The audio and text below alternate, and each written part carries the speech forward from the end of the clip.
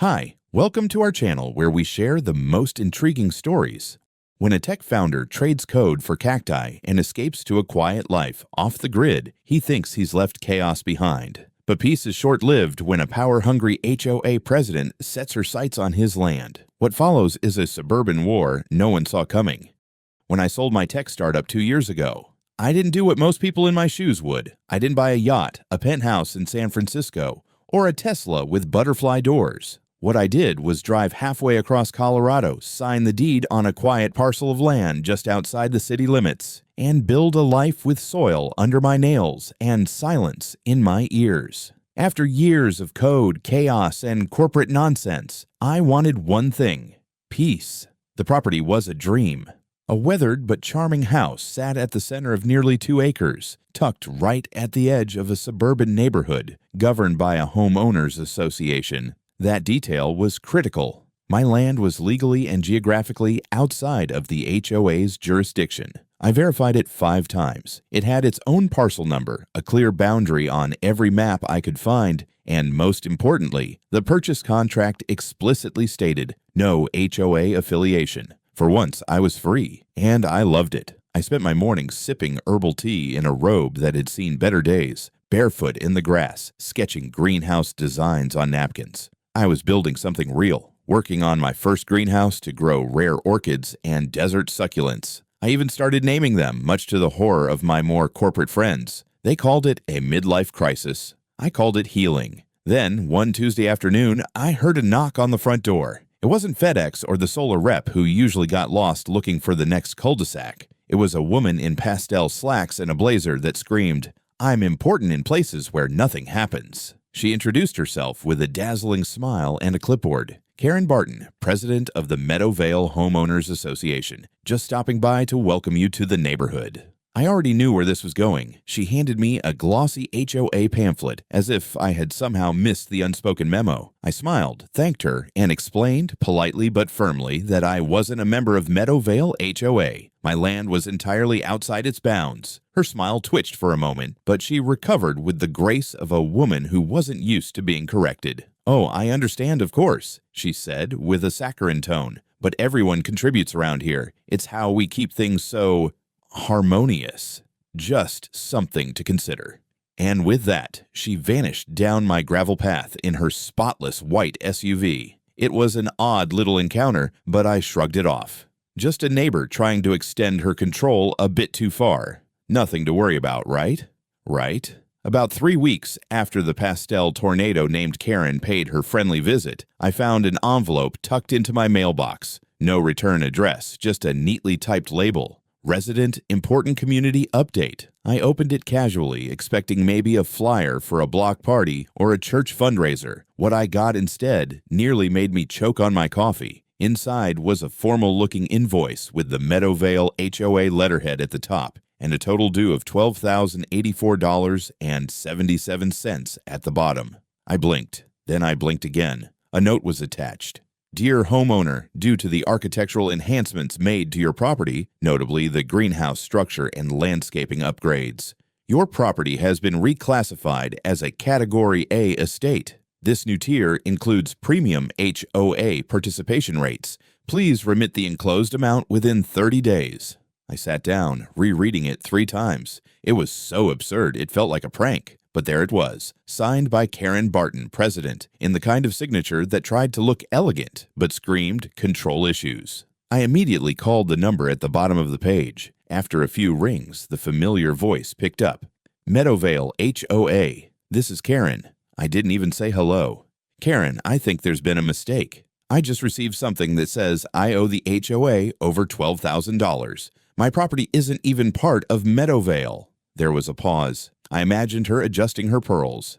"Mr. Caulfield," she said sweetly, "we recently updated our jurisdictional boundaries. After reviewing property values and community cohesion priorities, your lot now falls under the extended HOA map.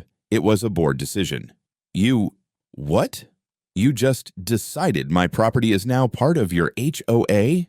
"Yes," she replied with the confident tone of a medieval monarch. "You're adjacent. Your property value has a direct impact on the community and your greenhouse. Well, it's quite prominent. We believe inclusion benefits everyone. My pulse was in my ears. Karen, that's not how property law works. You can't redistrict private land because it feels adjacent. My deed says no HOA. My survey says no HOA. My title insurance says no HOA. Karen sighed like I was being unreasonable. We're simply updating the neighborhood. Times change, Justin. You have a beautiful home. Prestigious. You should want to be part of Meadowvale. I nearly laughed. So I should pay you $12,000 because my house looks too nice? Consider it an investment in shared values, she chirped. Besides, the board has already approved the reclassification. It's effective immediately.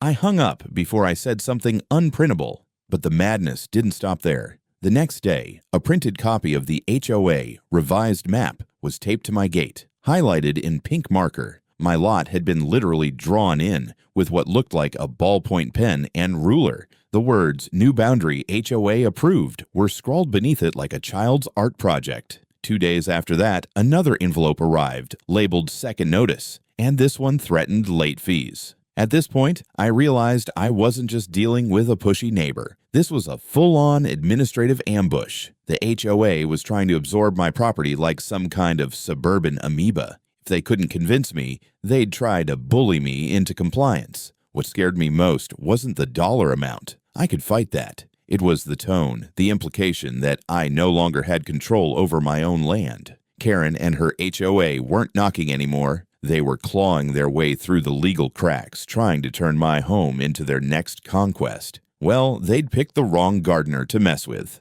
I'd barely had time to process the absurdity of being forcefully adopted by a suburban HOA when the next blow landed, this time not in my mailbox, but straight from the city's Development and Compliance Department. It came as a certified letter, the kind that requires a signature and an emotional support beverage to open. I cracked the envelope open at the kitchen table, a mug of hibiscus tea in one hand and a growing sense of dread in the other. Inside was a notice of violation regarding my newly constructed greenhouse, my pride and joy. The letter cited multiple complaints filed by community representatives claiming my greenhouse was in violation of municipal code, zoning ordinances, and, this was rich, aesthetic compatibility with surrounding properties.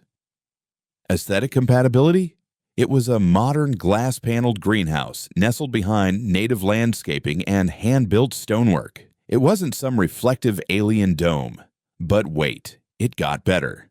The complaints listed included excessive sunlight reflection that poses a hazard to neighboring drivers, potential to generate heat waves capable of affecting adjacent gardens, disruption of architectural harmony in the Meadowvale community.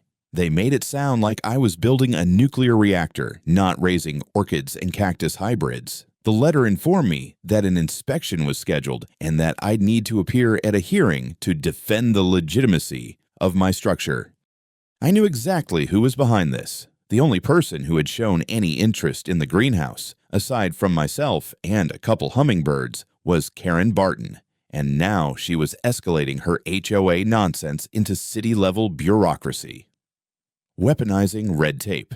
I spent the next day gathering every permit, every zoning detail, every scrap of documentation I had. Thankfully, I had followed the law to the letter. Setbacks, building materials, height restrictions, everything was compliant. I had even emailed the planning office during construction to double-check glass reflectivity codes. I wasn't just legal, I was boringly legal. But legal didn't stop Karen. While I prepared my case, things took a turn in the court of public opinion, or more accurately, the HOA's Facebook group. Karen took to the local online group with the subtlety of a flamethrower. Neighbors, please be advised that a property adjacent to our community is actively in violation of HOA standards and has refused to cooperate. Legal action is likely forthcoming. Our property values matter.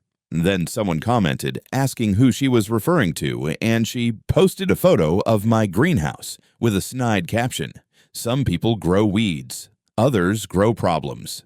She had people convinced that I was some rogue homeowner, flaunting the rules, threatening the safety and serenity of Meadowvale with unregulated plant science. The only thing I was engineering was a damn aloe hybrid named Squinty. But public perception was shifting. A few people in the group started agreeing with her, saying they'd noticed a glare or that they felt the temperature rising near the fence line. One even suggested my greenhouse might interfere with Wi-Fi signals. And while I was trying to clear my name, an HOA compliance volunteer walked onto my property, snapped pictures of my greenhouse from less than 6 feet away and posted them online with the caption, "When you don't follow the rules, you shine a little too bright." That's when I realized this wasn't just pettiness anymore. This was an organized campaign, an HOA-driven smear operation designed to isolate, discredit, and eventually absorb me. I wasn't just the outsider. I was being painted as the enemy of suburban harmony. They wanted me boxed in, fined, silenced. But I've never been great at taking orders, and I sure as hell wasn't going to let a woman who thought a greenhouse was a heat weapon tell me how to live. I was done defending myself. It was time to go on the offensive. By this point, I was living in a state of permanent alert. Every morning started with a cup of coffee and a cautious glance out the window, like I was expecting HOA troops to rappel down from a drone. Karen had weaponized the city, turned the local Facebook page into a propaganda machine, and now I felt the tension in the air the same way my cacti feel a storm coming. It was a Friday when it happened. I remember because I had just finished repotting a rare succulent I'd grown from seed, a Crassula Buddha's temple. I named him Gary. Gary and I had plans that day. Calm, quiet plans. But calm is incompatible with HOA invasions. I heard it first, the low, unmistakable rumble of a leaf blower. I hadn't hired any landscapers. I wasn't expecting any deliveries. I walked around the side of the house and stopped dead in my tracks. There were 3 men in high-visibility vests on my lawn. They had a trailer parked half on the gravel drive, half on the grass, and one of them was unloading a stack of hedge trimmers. Another was trimming the edge of my wildflower patch, wildflowers I had intentionally planted. "Hey!" I called out, storming forward. "What the hell are you doing on my property?" One of the guys looked up and, to his credit, seemed just as surprised to see me as I was to see him. "We were sent by the Meadowvale HOA. Said you were overdue for compliance maintenance." "You're on private land," I growled. "I'm not a part of your HOA. You're trespassing." The crew chief, a stocky guy with a clipboard, frowned. "Look, man, we're just doing what we were paid for. It's all scheduled. Says here, bring landscape into visual alignment with community standards." And then I heard her. Of course she was here. Karen's voice floated over the fence like mildew in summer. "Oh good, you're already getting started," she called, strolling into view, wearing a visor and one of those matching exercise sets that screamed executive aggression. She was carrying a canvas tote that read, "Leaders don't wait." She waved at me like this was a bake sale. "Karen," I said through clenched teeth, "you sent people onto my property?" "It's not just your property, Justin," she said, as if explaining gravity to a toddler. "It's adjacent, and what happens here affects the entire neighborhood. You've declined every chance to integrate, so we took initiative. The HOA voted. It's for the good of the community. You broke into my yard." "No one broke anything," she said indignantly. "The gate was open." "The gate is always open. It's called being a decent human in the countryside." She smiled, but it didn't reach her eyes. "Don't overreact. We're just pruning a little. That jungle of yours is making our street look neglected, and honestly, your greenhouse roof is quite the eyesore. We're thinking a mat covering might help." "I will call the police," I snapped. "You can call whomever you like," she said, pulling out a folder from her bag. "We have documentation. Your inclusion is in process. By the time the city updates the maps, you'll be fully within Meadowvale parameters. This is all perfectly reasonable." I snatched the folder. Inside were blurry printouts of zoning lines someone had literally drawn over in pen.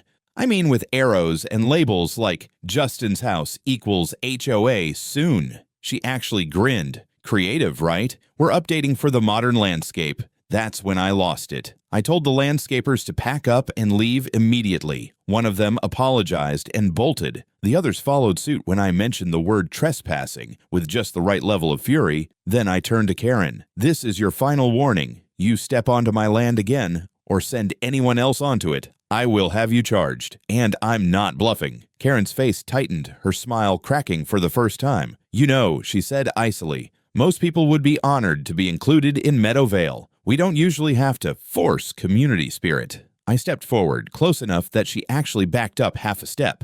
"That's because most people don't have the spine to say no." She opened her mouth, closed it again, then stormed off toward her SUV, still parked halfway across my ditch. It took her 3 attempts to reverse without taking out one of my solar path lights. As the dust settled and silence returned, I looked at my lawn. My wildflowers had been shredded. One of the guys had tried to edge my gravel pathway and had actually vacuumed up half of the decorative moss I'd cultivated. Gary, thankfully, was unharmed, but I wasn't angry anymore. I was laser-focused. If Karen thought this was going to be a slow erosion of my rights, she was about to discover what it felt like to push a man who has nothing left to lose, except his orchids. After the illegal landscaping stunt, I stopped reacting emotionally. No more yelling, no more phone calls. I went into what I like to call tech founder mode, the mindset you adopt when you've burned through investor money, hit regulatory snags, and are one wrong move away from collapse. Calm, calculated, and ice-blooded. If Karen wanted a war, she just triggered launch sequence. My first call was to Diane Brooks, a real estate attorney I found through a recommendation from a guy in my local garden club who once beat a zoning board into submission over a koi pond. Diane had this no-nonsense energy, the kind that makes opposing counsel nervously clear their throat during depositions. She also had a deep, burning hatred for overreaching HOAs. Perfect match. I gave her the rundown, everything. The forced boundary update, the $12,000 invoice, the fake map with marker lines, the public smear campaign, and now the uninvited yard crew. I could hear her clicking away in the background as I talked. At one point, she muttered, "Oh, hell no." And I knew I'd found my champion. We met the next day at my kitchen table. She arrived in a blazer, a briefcase, and steel-toed hiking boots. I respected that energy. "First off," she said, laying out a stack of papers, "your parcel is completely independent. Here's your deed, your plat map, your zoning history, and a beautiful little clause from your title that says in big bold font, 'Not subject to any HOA governance past or present.'" I exhaled like I'd been holding my breath for a month. "Second," she continued, "we're filing for a cease and desist against Karen Barton personally, as well as a formal complaint with the city for coordinated harassment and unauthorized entry onto private property." She showed me photos. My home security cameras had captured Karen's landscaping mercenaries rolling up, doing damage, and even snapping photos of my interior through the greenhouse glass. Violation of privacy, destruction of property, illegal entry. It gets better. Diane had found the HOA's official boundary map filed with the city in 2010. Not only did it exclude my property, it explicitly named my parcel as an exempt property due to prior ownership and zoning grandfather clauses. Karen's pen and ink version, legal toilet paper. Then came the pièce de résistance. An anonymous tip someone from inside the HOA board who couldn't stand Karen's tyranny forwarded Diane email correspondence between board members. One gem stood out. "We can't legally force him in, but if we raise enough issues through zoning and visibility complaints, he might fold. Start with the greenhouse. People hate that thing." Oh, I see. So it was never about rules or harmony. It was a strategic siege. And I was the prize castle. Diane drafted a 12-page response packet addressed to the HOA, the city's planning office, and the Department of Neighborhood Relations. It contained full documentation of my independence from the HOA, evidence of harassment and false claims, photos and footage of unauthorized access, a demand for an immediate public retraction of all statements regarding my property, and a written apology from the HOA board. But we didn't stop there. We also prepared a lawsuit, civil action against the HOA for libel, slander, trespass, attempted fraud, and intentional infliction of emotional distress. Was that last one dramatic? Maybe. But you try watching someone destroy your wildflowers and say, "That's not emotional." And finally, just for flavor, we pulled public permit records. Turns out Meadowvale HOA had 2 structures in common areas that were completely unpermitted. One of them, the community gazebo they used for monthly meetings. The other, a storage shed for holiday decorations that encroached on a public easement. I smiled for the first time in weeks. Let's see how they like playing defense. Diane raised her coffee cup. Welcome to the counteroffensive.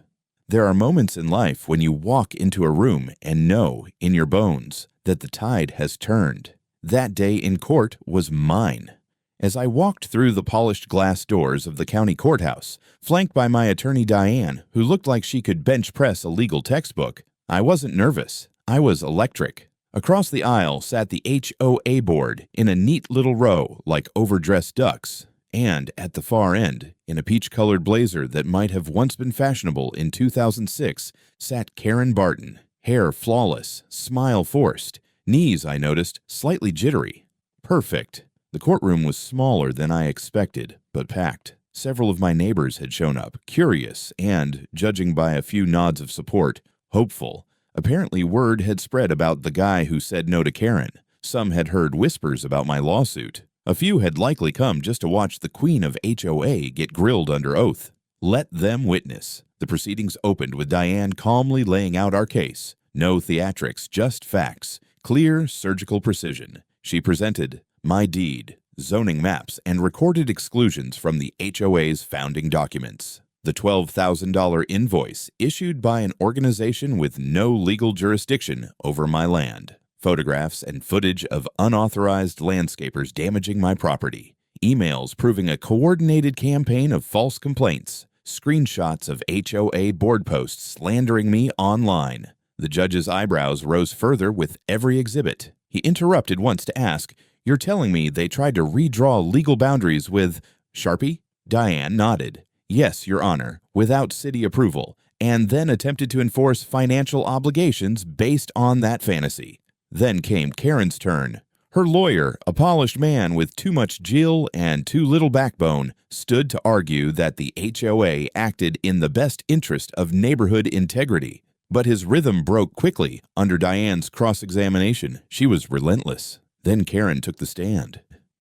She began confidently enough, claimed she was trying to preserve community standards, that she only wanted to bring harmony and cohesion, that I was unwilling to collaborate. But when Diane handed her a printed copy of Karen's own online post accusing me of illegally hoarding invasive flora, things turned. Her smile faltered, her eyes darted. When confronted with the internal email thread she claimed not to know about, her only defense was, "We never meant for it to escalate." But it had.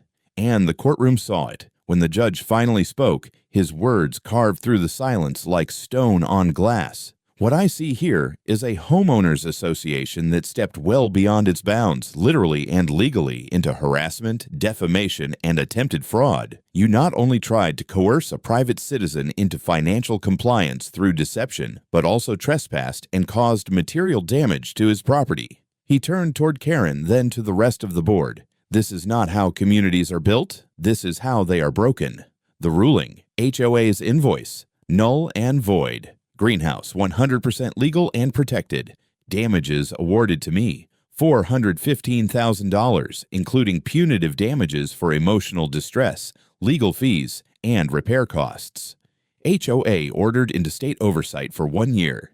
Karen immediately removed from her role via emergency board vote. The room stirred, gasps, a single clap that turned into a quiet wave of applause before the bailiff barked it down. I didn't move. I didn't gloat. But inside, oh, I was on fire with satisfaction. Not petty, not vengeful, just right.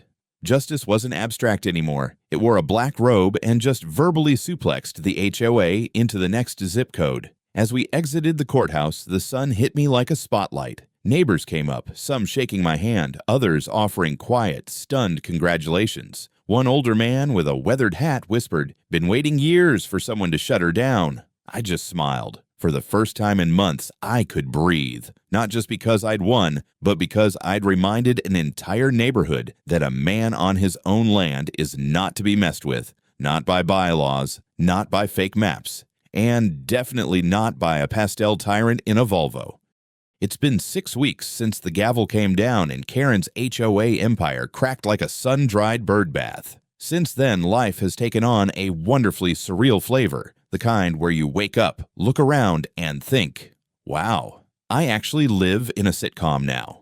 The first sign that things had truly changed, Karen moved out. That's right, packed her pastel blazers and decorative owl statues, and left in a moving van that looked like it had been crying oil. Rumor has it she's relocated to a gated community where she's not on the board, which, if true, is the greatest karmic twist since Caesar's salad got stabbed. The HOA has been reorganized, too. Diane's complaint triggered a full internal audit, which unearthed more than just my issue. Turns out Karen had unilaterally fined over a dozen residents for things like overly aggressive Halloween decor and audibly squeaky wind chimes. The new board sent apology letters. Some neighbors still pass me baked goods like I'm a war hero, but the crown jewel of my revenge sits right in front of my greenhouse. A 6-foot-wide, custom-made, professionally engraved bronze plaque. It reads, "Built without HOA permission, thriving ever since." Beneath that, in smaller print, "For Karen, do not touch." Especially the cactuses. Yes, plural. I expanded my collection. I now have over 40 species of cacti, each one lovingly labeled with a cheeky name. My personal favorites include Carinus expulsio, tall, angry, and very prickly. Volvus bureaucratica, oddly shaped, invasive, difficult to remove. Snoopia medlium, a creeping vine I trained to grow around my no trespassing sign. And I didn't stop there. To commemorate my victory, I threw a backyard party I called the Cactus and Karma Festival. Free admission, bring your own drink. No HOA rules. We had a band, a taco truck. Someone brought a piñata shaped like a clipboard labeled Violations. At sunset, I gave a toast. Glass of lemonade in hand, standing next to my beloved greenhouse, I simply said, "To gardens without boundaries and neighbors who mind their own damn business." Everyone cheered. Even Linda from the old board laughed so hard she snorted into her sangria. Now every morning I step outside, sip my tea, and walk barefoot across my land. No fines, no threats, just plants, peace, and a deep, delicious sense of victory. It's funny how something so small, a greenhouse, could spark such a war. But maybe that's the point. When someone tries to shrink your world, you build glass walls and let the sun in. And as for Karen, let's just say that somewhere out there, there's a cactus with her name on it. Literally.